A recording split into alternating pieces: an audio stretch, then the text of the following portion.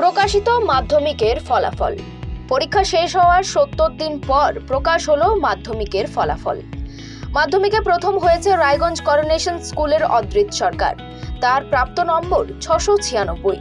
দ্বিতীয় হয়েছে বিষ্ণুপুর হাই স্কুলের সৌম্য পাল, তার প্রাপ্ত নম্বর ৬৯৪। অর্থাৎ ২ নম্বরের ফারাকে দ্বিতীয় হয়েছে বিষ্ণুপুর হাই স্কুলের সৌম্য পাল। ইতিমধ্যেই সৌম্যর প্রতিক্রিয়া পাওয়া গিয়েছে। জীবনের প্রথম বড় পরীক্ষাতেই দারুণ রেজাল্টের পর সৌম্য জানিয়েছে, ছোটবেলা থেকেই পরিশ্রম করেছি, পাশাপাশি মা বাবা, শিক্ষক শিক্ষিকাদের অবদানও রয়েছে। আমার থেকে মা বাবা ও শিক্ষক শিক্ষিকাদের পরিশ্রমই বেশি। একই সাথে সৌম্য জানায়, বড় হয়ে ইঞ্জিনিয়ার হওয়ার স্বপ্ন রয়েছে তার এবং আইআইটি থেকে পড়াশোনা করতে চায়, যার জন্য এর প্রস্তুতি নিচ্ছে সে। তবে পড়াশোনার পাশাপাশি দারুণ গানও গায় সৌম্য। শখ রয়েছে তবলা বাজানো ও আঁকার। ভালো লাগছে, খুবই অভিভূত।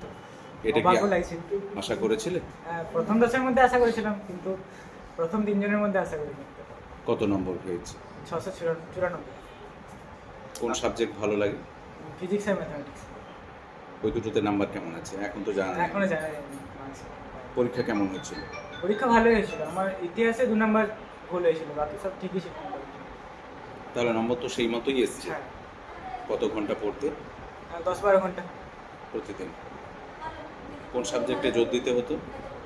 সাবজেক্ট আমার মাধ্যমিকের ক্ষেত্রে ইতিহাসে জোর দিতে হতো, ইতিহাস আর বাংলাটা।